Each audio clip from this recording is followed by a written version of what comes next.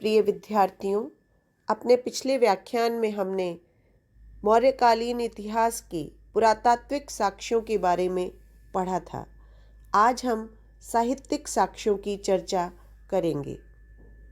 पुरातात्विक स्रोतों की भांति मौर्यकालीन इतिहास जानने के लिए हमें साहित्यिक साक्ष्यों की भी बहुलता देखने को मिलती है, जिनमें धार्मिक एवं धर्मेतर दोनों प्रकार के साहित्य आते हैं। धार्मिक साहित्य के अंतर्गत ब्राह्मण साहित्य में विभिन्न पुराणों और उनकी टीकाओं का उल्लेख किया जा सकता है। इनसे मौर्य शासकों के नाम, उनके शासनकाल की अवधि, तत्कालीन सामाजिक एवं आर्थिक स्थिति एवं मौर्यों की जाति पर प्रकाश पड़ता है। किंतु मौर्यों के संदर्भ में पुराणों के उल्लेखों को आधुनिक विद्वान स्वीकार नहीं करते हैं। बौद्ध ग्रंथों में दीपवंश, महावंश, दिव्यावदान, मिलिंद पन्नो, महाबोधिवंश, महावंश टीका, आर्य मंजूश्री मूलकल्प आदि से मौर्य काल के विषय में पर्याप्त जानकारी मिलती है। बौद्ध साहित्य से विशेष रूप से अशोक के विषय में महत्वपूर्ण जानकारियाँ उपलब्ध होती हैं। जैन अनुश्रुति के अनुसार चंद्रगुप्त मौर्य ने अपने जीवन के उत्तरार्ध में जैन धर्म अपना लिया था। इस कारण जैन साहित्य से हमें मौर्यकालीन जानकारियाँ मिलती हैं। ग्रंथों में भद्रबाहु का कल्पसूत्र तथा हेमचंद्र द्वारा रचित परिशिष्ट पर्वन महत्वपूर्ण साक्ष्य हैं।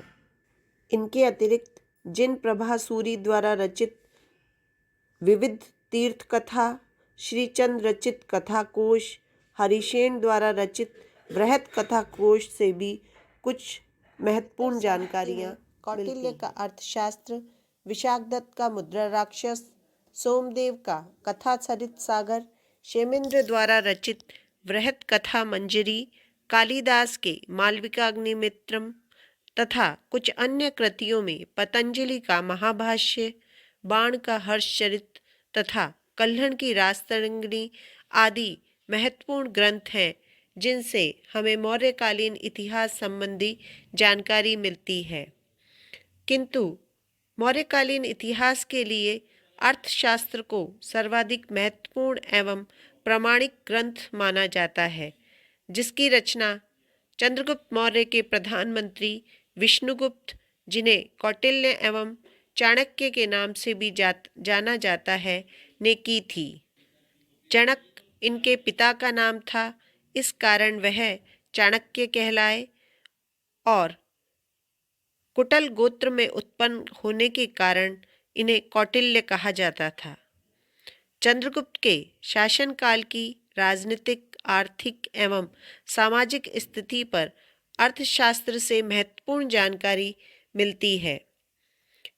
यह 15 खंडों और 180 प्रकरणों अर्थात अध्यायों में विभाजित ग्रंथ है, जो संस्कृत में गद्य और पद्य दोनों में लिखा गया। यद्यपि अर्थशास्त्र में चंद्रगुप्त मौर्य या अन्य मौर्य शासकों का उल्लेख नहीं है, किंतु अनेक विद्वान ये मानते हैं कि इस विश्वास के पर्याप्त प्रमाण उपलब्ध है कि अर्थशास्त्र मूलतः एक मौर्यकालीन रचना है। विदेशी यात्रियों के वृत्तांत से भी मौर्यकालीन इतिहास पर प्रकाश पड़ता है। इनमें सिकंदर के समकालीन लेखकों में नियार्कस, अरिस्टोबुलस एवं ओनेसिक्टिटस महत्वपूर्ण है। यद्यपि इनके ग्रंथ वर्तमान में उपलब्ध नहीं हैं, किंतु इन ग्रंथों के अंश परवर्तीकालीन यूनानी एवं रोमन लेखकों द्वारा उद्धृत किए गए हैं।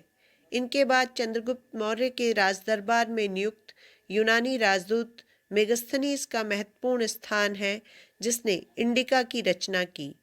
दुर्भाग्यवश इंडिका मूल रूप से उपलब्ध नहीं है, किंतु परवर्ती यूनानी लेखकों की कृतियों में उसके उद्धरण प्राप्त होते हैं।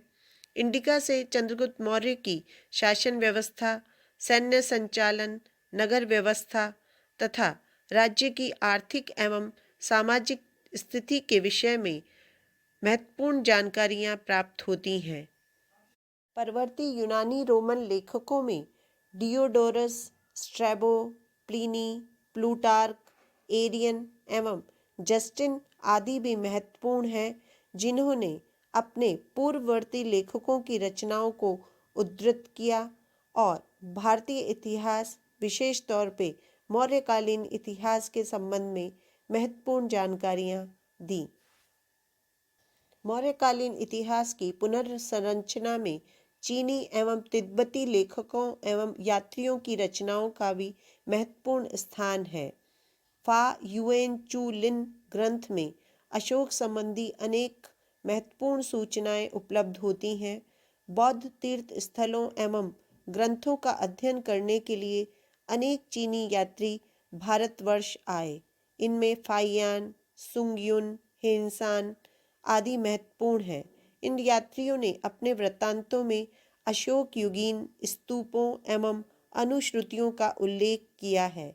चीन के समान तिब्बत के निवासी भी बौद्ध मतानुयायी हैं। अनेक भारतीय स्थविरों एवं विद्वानों ने तिब्बत जाकर बौद्ध ग्रंथों का तिब्बती भाषा में अनुवाद किया।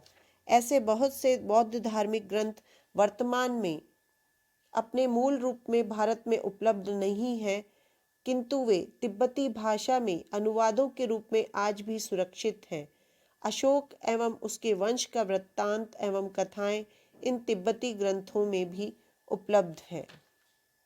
बच्चों, आशा है कि साहित्यिक एवं पुरातात्विक साक्ष्यों की इतनी लंबी सूची जानने के बाद आप ये समझ गए होंगे कि हमारे पास मौर्यकालीन इतिहास को जानने के साधन बड़ी संख्या में उपलब्ध हैं, जिनसे हम और पुराने वंशों की अपेक्षा मौर्यकालीन इतिहास को अधिक प्रामाणिक रूप से जान सकते हैं। अपने अगले व्याख्यान में हम चंद्रगुप्त मौर्य एवं उसके द्वारा मौर्य साम्राज्य की स्थापना के विषय में पढ़ेंगे।